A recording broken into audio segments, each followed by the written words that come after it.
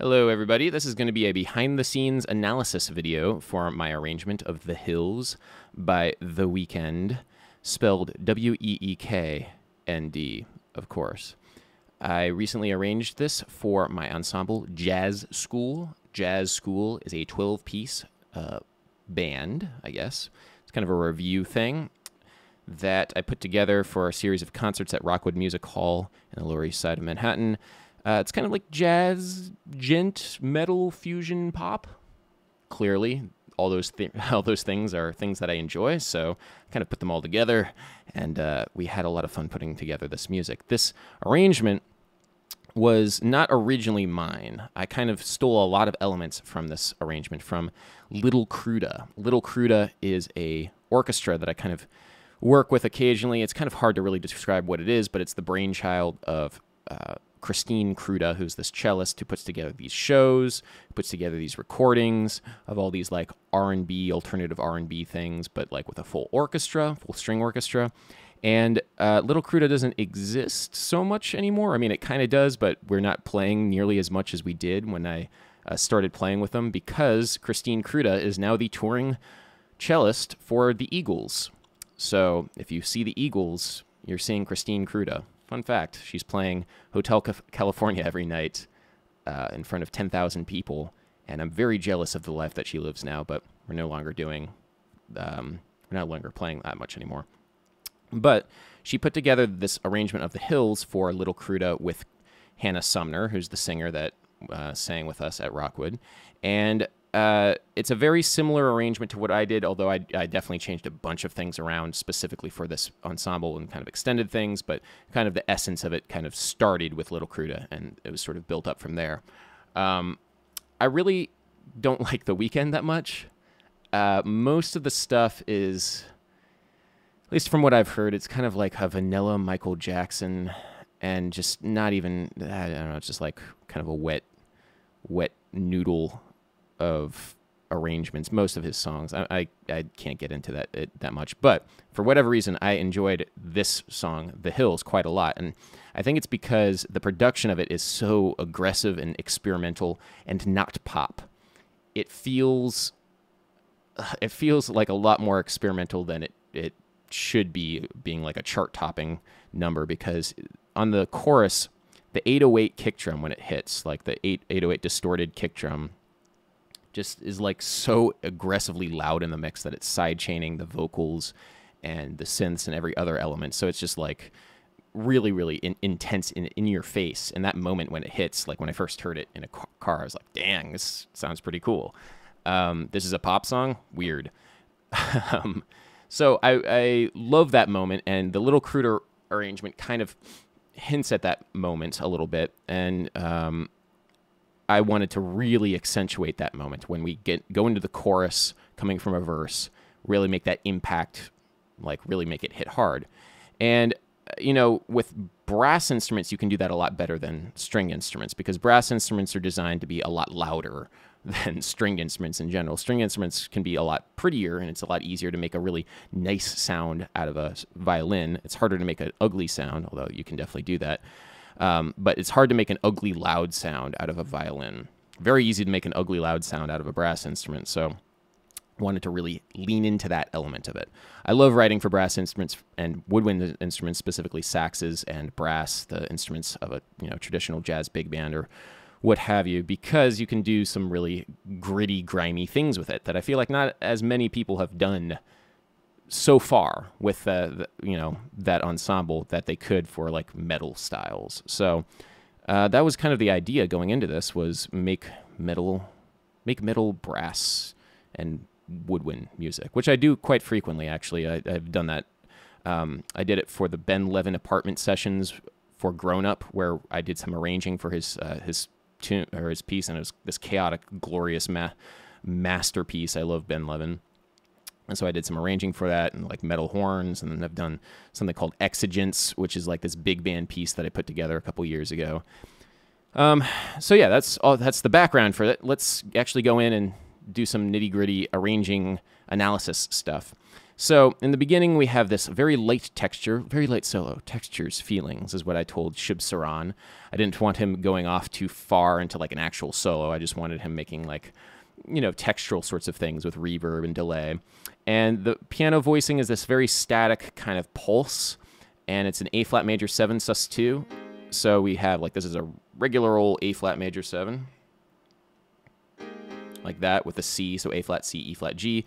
But if you just make the C a B flat, it all of a sudden turns into an A flat major 7 sus2, which is a very, I don't want to say jazzy voicing because I think that term doesn't really mean anything. But it's a very modern sort of voicing, let's say. Modern diatonic voicing. It's a, I don't know, there's a very certain feeling associated with it. And I like it. I kind of overuse it, but in this case, I'm just needed to write something. And the idea for this beginning section is it's just kind of oscillating back and forth between A flat major 7 sus2 and F minor F minor 11, which is the same thing as A flat major 7 sus2, but then just with an F in the bass. So that shows you the power of the bass, and the role of what the bass does is it completely changes the meaning of whatever it is that you're doing in the upper registers of other instruments. So in this case, the piano is playing both, and I told him to play shimmery, pretty sounds, and he kind of came up with this. That's OBS. Mika came up with this sort of thing. So it's like some kind of Rhodes with a million kinds of delay, and I don't know. It was nice. It was pretty. Really, the main thing for this section was I wanted, let's get back here. I wanted to create some sort of stasis, some sort of feeling of like this crystalline world where there's not a lot of stuff happening. And the reason why I wanted to do that is to create contrast to when we actually come into the chorus and hit hard. And for me, I really like, there's two kinds of dynamics that I like. I like very quiet and I like very loud.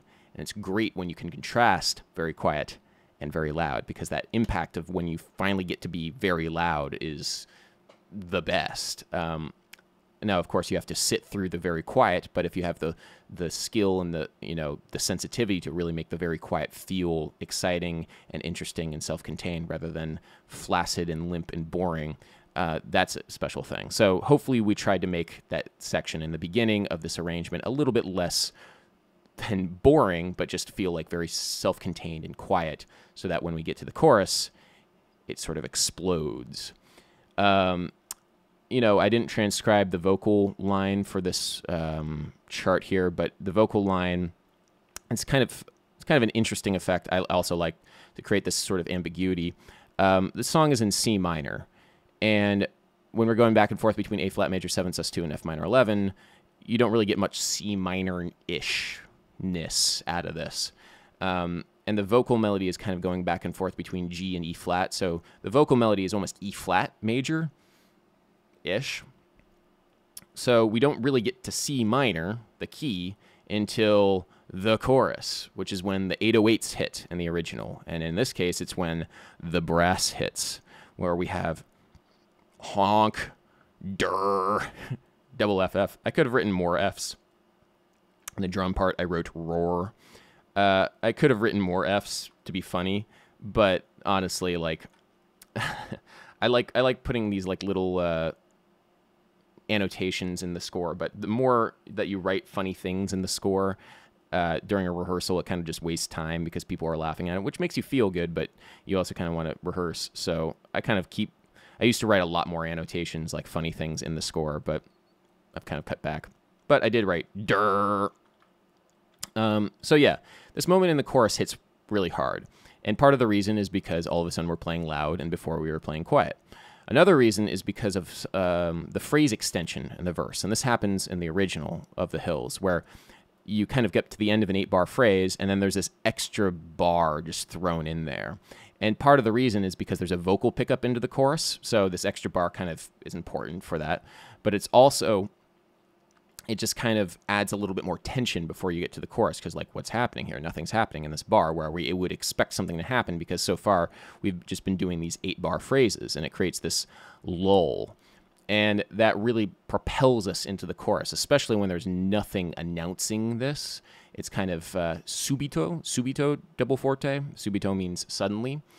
And that's, yeah, it was really fun to play that low C on my 5-string. Really fun to go, brrr. So let's analyze this brass voicing, shall we? We shall. So I wrote C5 on the guitar part, but it's not really a C5 chord. It's sort of a C5 chord. In practice, the effect is C5-ness. If we analyze it, we have a low C here, which actually on the bari sax is an A for transposing, because bari sax transposes at minor 6th, major 6th, something like that. Basically, whatever this note is, I think a minor, major 6th. Sorry, major 13th. There we go. Baritone transposes as a major 13th. So whatever this note is right here, I think down a minor 3rd to whatever the bari sax player is going to be thinking. So a low A. Not all bari saxes have a low A. Some bari saxes, in this case, Josh Plotner, Josh Plotner's baritone saxophone has a low A. Check with your baritone saxophone player to make sure that they can play this low C concert. This is what I'm thinking of, but they're thinking of this as an A. It's confusing, I know, but most of the time this D flat, concert D flat, is the lowest note that a baritone sax can play, but in this case, C. So great, we have a low C, then we have a G in this trombone, and then we have a C here, which is doubled in this tenor saxophone.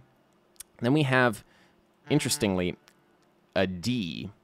Now, why would there be a D in a C5 chord? Well, when you have a bunch of notes doubled in brass instruments, it can sound good, but it can also sometimes sound a little hollow when you have a whole line of, like in this case, 7 brass and woodwind instruments, 7 horns, playing essentially just 2 notes, C and G. It can sound a little hollow, and I didn't want that hollow feeling when we're first hitting. So there's a couple things, couple tricks that I've learned to make it sound less hollow. The first trick is, and this probably would have sounded a little bit too dissonant, is to take the C5 chord, and instead of playing a C here, play a B natural here. And the sound of this B natural rubbing up against the C here and the C here would create a pretty insane dissonance. Let's listen to how it would sound. Cool. Not really what I wanted at that moment. For more aggressive and out of key things where we're not really beholden to a melody, which in this case we are beholden to a melody, Hannah Sumner is singing a melody, I would write that sort of voicing. I call it a power major 7th voicing. It adds such a degree of grit to horn sounds that I just really adore it. But probably for this instance, no. So in this instance, because B natural is out of the key, out of C minor, we added a note that's in the key, and it's not a half step away from a chord tone. It's actually just a whole step away from a chord tone. We added a D here. And this D, it serves as a rub tone. I need a better term than rub tone. But it serves as a means of creating an intervallic dissonance with a note within this voicing. So if we solo, let's see if we can't find the tenor and, yeah, these 2 tenor players, Brian Ploutz and Jared E. This is what that sounds like when they play next to each other.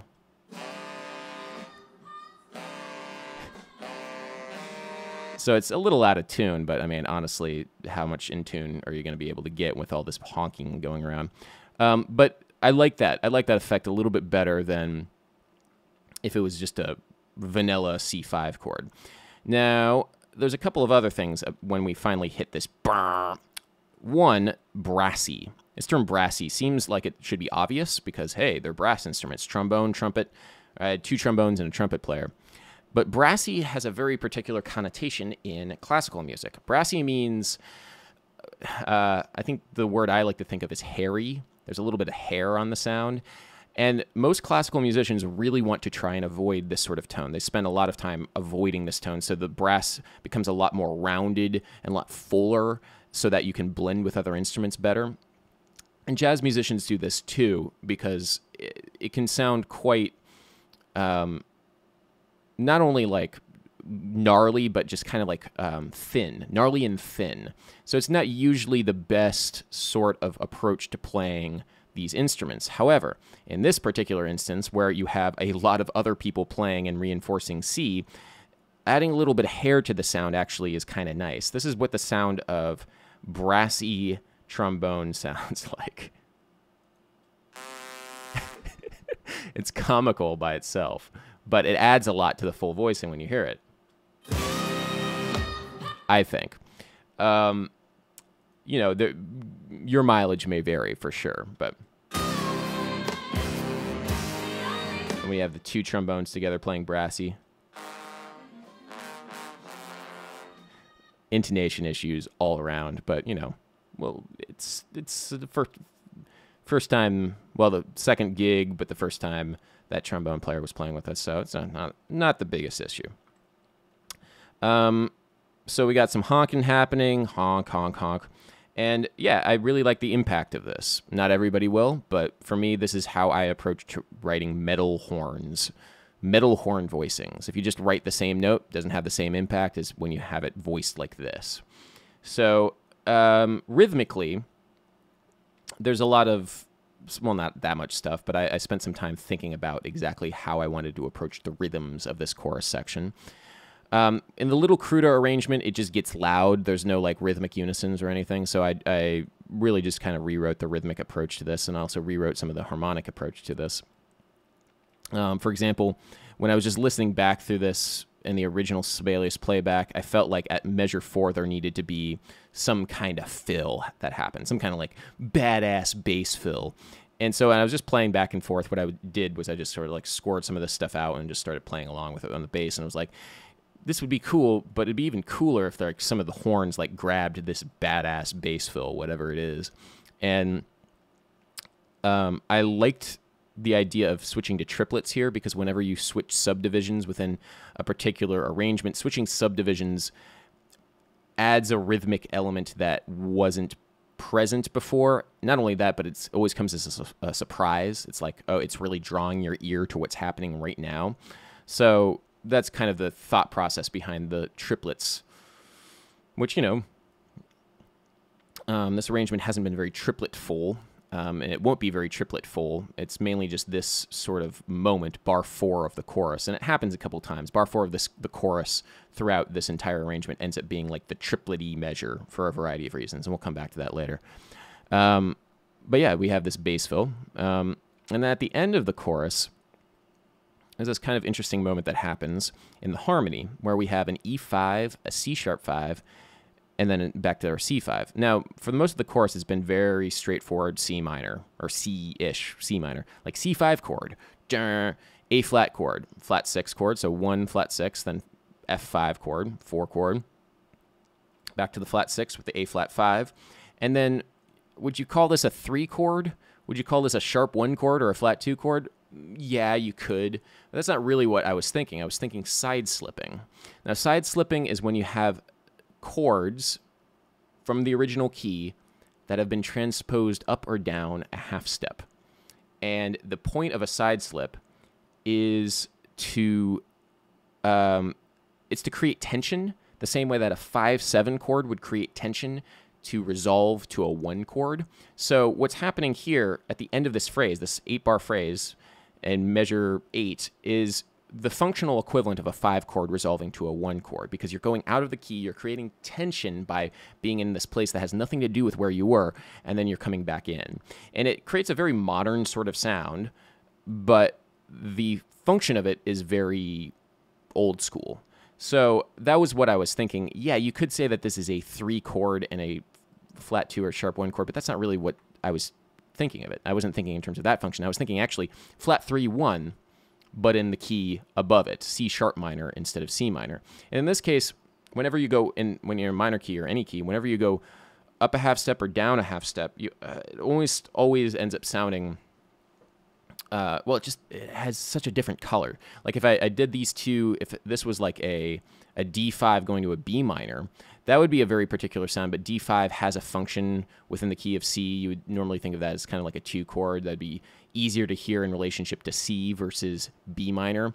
And E5 is just so alien that there's no way that you can't hear it as being out of the key, and that's the entire point. This moment right here, we're out of the key. Now, if I was to actually analyze these chords, this isn't really an E5, and I did some respelling things just for the ease of the trumpet player.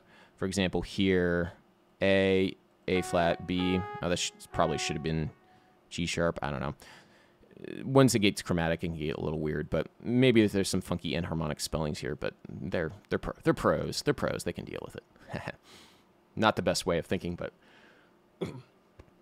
whatever. And then we have the C sharp 5, but it's not really a C sharp 5. It's more of a C sharp minor. It's like we get C sharp, G sharp, C sharp, this A flat, enharmonic G sharp, this F flat, this E, yeah, E, minor third of the C sharp 5. Now, one final thing about these voicings, you notice all of them are super low, and I mean low on the horn. Like there's a G on the alto sax, is an E. It's not super low. It's not really the lowest note that it could play. I could have put the D instead of on the tenor sax. I could have put it on the alto sax. Actually, now that I'm thinking about it, that would have been awesome because this is a really squonky note. I really wanted the squonk. So maybe next time I'm going to voice the alto sax down that low, and I'll come up with some other things for these instruments to play. But yeah, the trumpet, however, is not super low. The trumpet is kind of mid-range trumpet. And the reason why I wanted the trumpet to be mid-range, and you have to really think about these things when you're scoring for horns, you have to think different registers of the horn sound different and are appropriate for different dynamic levels. So if I wanted this loud, if I wanted it like just physically loud, I would have put these G's up here. The problem with putting these G's way the heck up here, this makes a lot more sense for trumpet to have these G's up here with this dynamic marking. The problem is that the sound of the trumpet up here would jump out like crazy. It would be like trumpet, trumpet. Like the sound of a trumpet would just be the most forward in the mix, forward in the blend of all the horns, and I didn't want that. You could play louder on the trumpet up here, but volume isn't really the thing that I needed the most of. I needed a sound. I needed a specific way that these horns would blend together. And putting the trumpet that high didn't sound right to me in my ear, and it didn't feel right. And I considered putting the trumpet high. Now, the problem is the sound of this mass of notes like physically feels low. So I could have put the trumpet lower. Technically, I could have put the G in this octave, but that would be hilarious because there's no way a trumpet player could ever play it loud down there. Trumpet is kind of quiet down in that register, so there'd be almost no point for the trumpet player to even play. So I put the trumpet in this mid register because you could still hear the trumpet. It's just not very forward in the mix, and the trumpet player maybe can't play it double forte. They can still probably play it somewhat forte, and that's kind of like what I was hoping. And that's what he did, which is great. So we kind of get to the end of the chorus. So the chorus happens like twice. So there's the first part of the chorus, second part of the chorus. There's a moment where I make Brian Ploutz and Jared Yee play the first two bars of Closer by the Chainsmokers right here.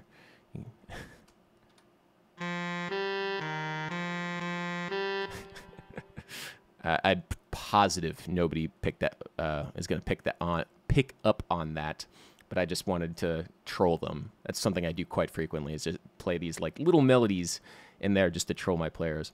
Okay, so then we get to the end of the chorus, and then we have it's kind of this weird verse. The verse is like a double verse, like 2 8-bar phrases, but in the Little Cruder arrangement, there's like this up verse where it's like loud and there's these stop time things, and I kind of just copied and pasted that idea because I didn't really know what to do with it at the time. Again, I've stole a lot from the Little Cruder arrangement in terms of like functionally what it did. But I did add this like hocket thing. And a hocket is whenever you have more than one voice playing a melody, you're kind of like juggling a melody between different voices, and it creates this sort of quilt pattern. It's like you're adding to this whole, but it's like quilted, if that makes any sense. It's not, doesn't feel like a seamless whole, but you're trying to kind of get it to be a seamless whole. And it has a very particular effect that's really nice. I like it. And the idea with this was kind of like this shred melody, decka decka decka decka decka decka decka decka, like this arpeggiation, kind of the same way that like a guitar player would do like sweep arpeggios or whatever. But if I just gave one sax player all these notes, they wouldn't be able to play it. They would just run out of breath because that's not how saxophones work. So the way that I did it was I took this arpeggiation pattern sort of thing, and I just kind of spread it between alto sax, tenor sax 1, and tenor sax 2. So from a psychological standpoint, what each sax player has to do is not that hard, but you're creating this long, complicated 16th note texture. Alto sax player, Zach, just has to think, decka decka da, decka decka da, decka decka da, decka decka da. Pretty simple. Same thing for Jared Yee. He just has to think, booba dubba da, booba dubba da, booba dubba da. Fairly straightforward. Brian Ploutz has the hardest job here, just because he has to, like, I don't know, it's not that hard, but he just has to kind of like jump between registers. So it's decka decka da, decka decka da, decka decka da, decka decka da, decka decka da. So when you hear it all together, it hopefully creates this sort of seamless texture. Where is it? Yeah.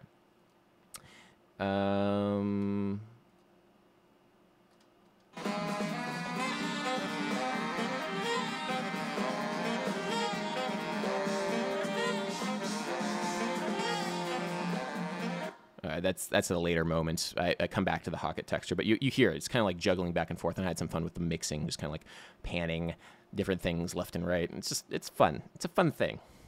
What are we doing in this music thing if not for having fun? We're having fun here. Lots of fun. So that's kind of at the end of the up verse, I call it. Where is that? That's like right here.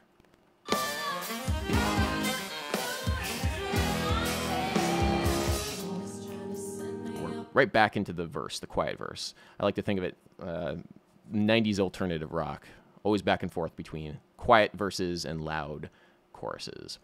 So basically I'm going to copy and paste a lot of the same ideas that I've had before, but like make slight tweaks to it because I don't like doing the exact same thing every single chorus, every single verse, if I can help it, because I have I try and have a compositional approach when I can. Not every arrangement is going to have a compositional approach, but it ends up feeling like you're more on a journey. And I like the journey aspect of arrangements.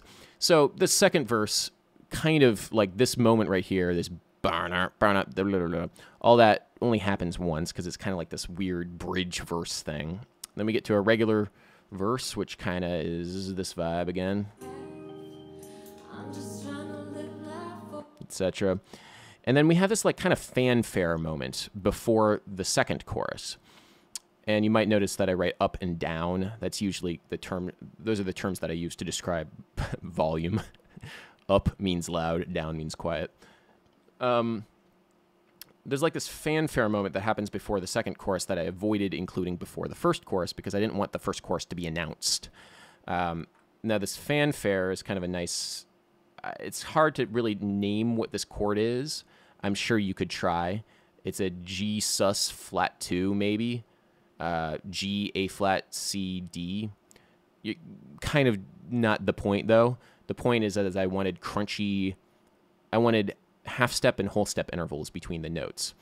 When I'm thinking chords, most of the time I'm thinking intervals between notes and what intervals are going to sound consonant and which intervals are going to sound dissonant. The names of chords end up not mattering a whole lot because you could have the same chord be voiced many different ways and sound very, very different because of the intervallic content and how the notes are relating to one another in terms of where they are in the voicing. Now, on piano, that doesn't matter as much. It matters a little bit on guitar, but when it comes down to horns, it matters a lot. And strings, too, whenever you have different voices playing with one another, because you have a different human being behind each note, and each human being has a different relationship to each note. So the relationships between notes matter so much more than when you're on a keyboard or a guitar. You have to be thinking about just what does it feel like to play this note in this arrangement of notes. So for this moment, I wanted a very crunchy feeling between everything. So the crunchy feeling sounds like this.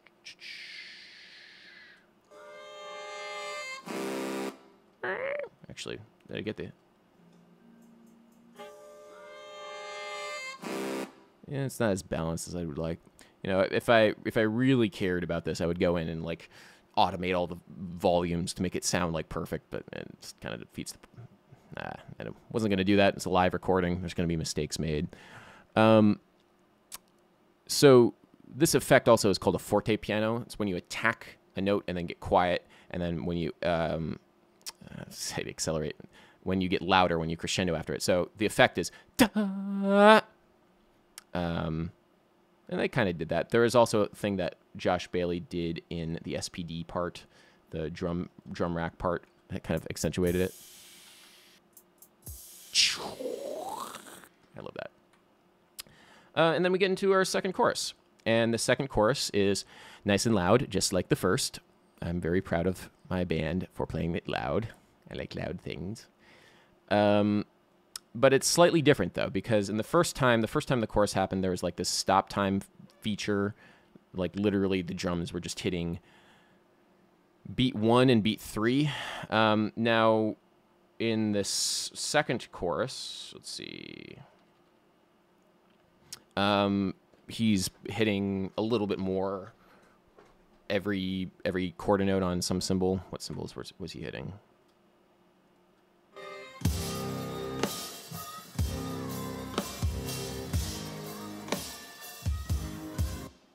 Yeah, he was hitting like, quarter notes, which basically means that, you know, the momentum is being propelled forward.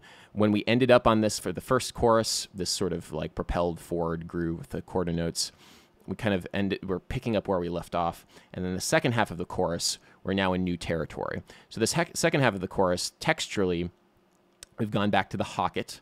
So we're kind of developing the Hocket idea. We have these longer tones in the rest of the brass, and then we have these sort of like just regular, I don't want to say them generic eighth notes, but I just wanted that like eighth note feel, because eighth notes, especially on a low C on a 5-string, they really propel motion forward quite well. There's a reason why the chugga chugga eighth note works so well. So I wanted to do that and kind of develop the Hocket idea at the same time all over the chorus. So now we have all these new ideas. They're all kind of culminating. Let's sort of listen to some of that.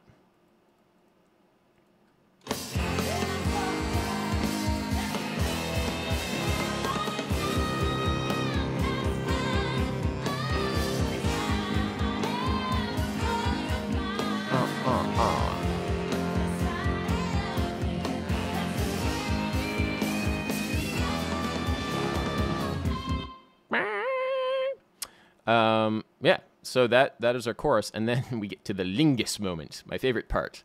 And Lingus, of course, is a tune by Snarky Puppy that has become super popular because of Corey Henry's solo, for obvious reasons. It's absolutely incredible. It's one of the most amazing recorded improvised solos of all time, I think. And part of the reason why this moment, or why Lingus was so popular, I guess, is because there's a moment where there's like kind of this rhythm which is kind of weird to feel. It sounds like it's weird to feel. It's all in 4/4. And once you understand what it is, it's actually really easy, but it's just when you first hear it, it's just there's something about it that makes it hard to tell where one is, and it sounds like it's in this weird time signature. It's all in 4/4, and it's all very straightforward 16th note syncopation. This is a little bit trickier 16th note syncopation in this moment with the siempre gent staccato, probably one of the first times this has ever been written. Always gent staccato, meaning always very tight and very short. This is just a 2-beat pattern in 4/4, or 2-bar pattern in 4/4. That's all it is. But the reason why it's tricky to hear and feel is because it's groupings of 5/16 notes. So if you kind of zoom in here, let's zoom in, we have 1, 2, 3, 4, 5. 1, 2, 3, 4, 5. 1, 2, 3, 4, 5, etc. It's all groupings of 5/16 notes. Which, okay, that's fine, but that doesn't add up to 4/4, because if you think groupings of 5/16 notes, eventually you're going to have to like do either 6 groupings of 5/16 notes, which would be 30 16th notes, which 2 measures of 4/4 has 32 16th notes, or 7 groupings of 5/16 notes, which would be 35/16 notes. So you're going to have 2 left over, and that's what happens at the very last beat. So what this is 6 groupings of 5/16 notes apiece with an extra 8th note at the very end. So if we're feeling this, feeling it is actually a little bit easier than you might think, because for me, the way I interpret it and the way that I get into this rhythm is I feel downbeats and offbeats, and everything is either 8th note downbeats or 16th note syncopation. So if we do it real slow, I'm going to see if I can't like hit the side of my face while I do this, so you can hear the pulse.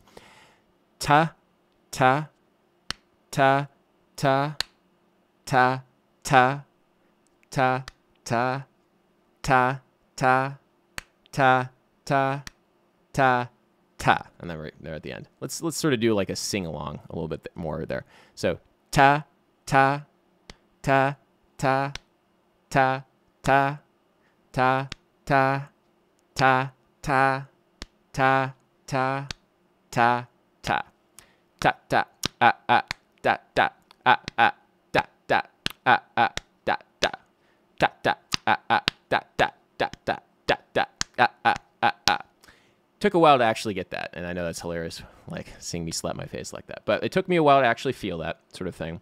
But I actually got that from Aberdeen. We worked that out at the beginning of a gig vlog.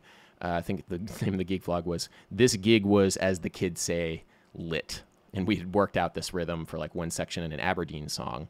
And the guitarist Shub Saran is the guitarist for Aberdeen, so I showed him the rhythm. He's like, "Oh yeah, I got it," and we got it because it was fairly straightforward. And Mika Gilad, the pianist, he was able to figure it out pretty decently and pretty easily as well. And same thing with Josh Bailey, the drummer. It just feels and sounds strange when you hear it at the beginning, but then once you get into it, it actually just feels like it's, all right, this is the rhythm. Like most strange rhythms, but it's 6 groupings of 5/16 notes and then just an 8th note at the very end. And so that's the lingus moment. If you hear it, sounds like, where are we?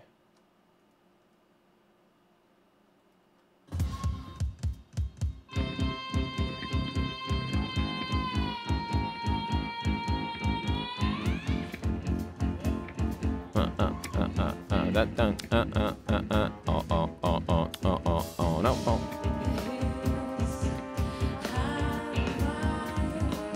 Okay, so that's the groove. That's kind of like where we're at. But the groove doesn't really develop that much. The groove is kind of an ostinato. It's an ostinato over those chords from the regular chorus, which was C minor, A flat, F minor, or F, A flat, and then this E. It's kind of like side slip chord that like kind of throws everything out of whack. Everything else on top of that is just some sort of development on top of it, some sort of development. And this moment right here in the brass, and this is kind of the idea for most of the brass section, is chorale-like. But chorale-like in the sense that you're doing this series of very, very old school, we would call them retardations and suspensions. So if we analyze, let's bring up where's the horns? Here we go.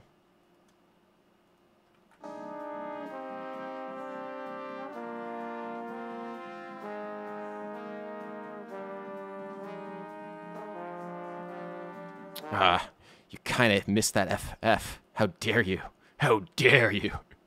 I have so many mistakes in this concert, so it's like looking at somebody naked right now, just going through each one of these like parts, and like listening to all the little mistakes. Anyway, so what happens here on this first beat is there's a lot of dissonance. Let's listen to that again. So you hear that like, and that the trumpets. So this first chord is a D, an E flat, and an A flat, which is like pretty crunchy because of this D going up against this E flat. And also that A flat is not crunchy in itself, but it's crunchy next to this D down here, which provides a tritone. But then it resolves down to a G and a C. Now, classically speaking, this is terrible because we have a bunch of these parallel fifths in between the trombone and the trumpet. We have a G going to an F and a C going to a B flat. That is a classic F on your report card. where you have parallel fifths going down, but that was the effect I wanted. I wanted parallel fifths here. I wanted pretty extreme parallelism in the chorale voicings. And that's what I got, basically. And this sort of texture develops a lot in the brass. We can have more happens here.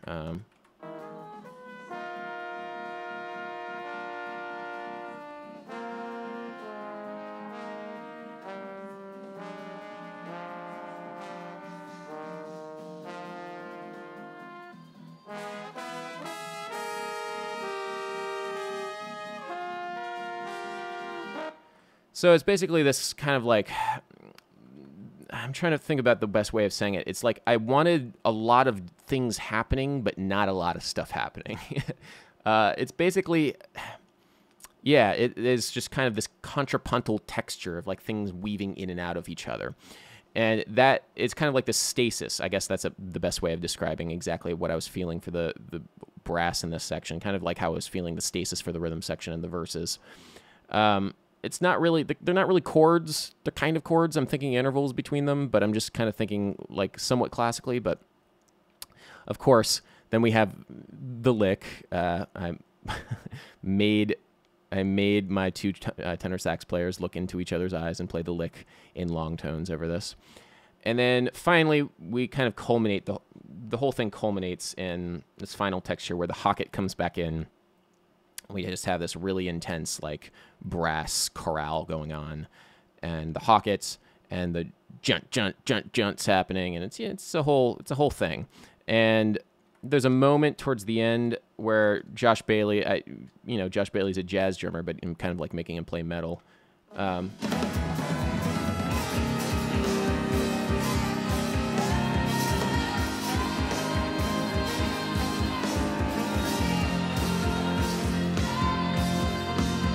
That moment right there where he's leaning into the fives, so he's now thinking. That's a really fun moment. I love when he does that. It screws everything up, but what's happening is he is now feeling those five groupings of 5/16 notes each as their own quarter note, and instead of 5 groupings of 16th notes, those are groupings of quintuplets. So it's just such a ridiculous feeling when you hear it. It's like, what the hell is going on? And the whole band, the way that everybody has to feel it is everybody just kind of has to keep the regular pulse just in their heart as they're doing it. Or you could just, that's really the only way of doing it, because the drums are like kind of screwing everything up for those two measures. But I love it. I like that sort of ridiculous. That's a very jazz school thing to do when drummers do that. It's a very something that drummers love doing at jazz school, but when you do it at the right moment, like at the very end of this ridiculous arrangement, I think it does add a certain thing. And of course, like,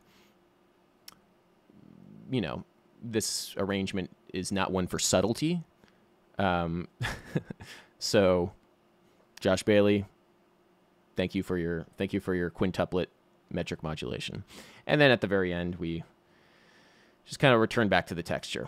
And one of the things, again, like I do a lot, and you'll hear it right here,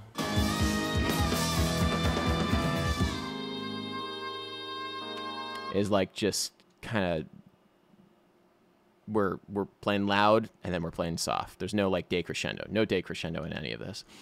Now Hannah Sumner, let's talk a little bit about Hannah Sumner. I did a little bit of tuning on her vocals because the way that Hannah sings is somewhat unique, because she has one of the straightest tones out of any singer that I've ever worked with, but like really, really in control of the straight tone, which is not normal. I forget exactly where I did the tuning. It was towards the beginning, actually. But I love that sort of sound for this. It's not for everybody. It's very grating. It's very, just because it's like so straight. Most singers add a little bit of vibrato and a little bit more of ups and downs to a lot of the things, but she sings like a laser beam into your head.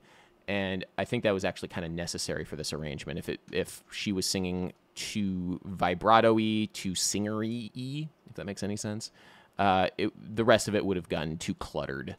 And I have done some arrangements with a lot more. Like one of the singers that I work with a lot is Justina Soto, and this would be the absolute wrong song for Justina Soto to sing. She could technically sing it. A lot of singers can technically sing other songs, if they're trained singers, but just there's something in the way they approach it, also the way that they sound, the tone. This would be the wrong thing for Justina, but Hannah just like killed it. So I had a lot of fun putting this arrangement together. So thank you so much for being part of this arranging journey. This was fun for me to talk about. And until next time, OBS. Peace.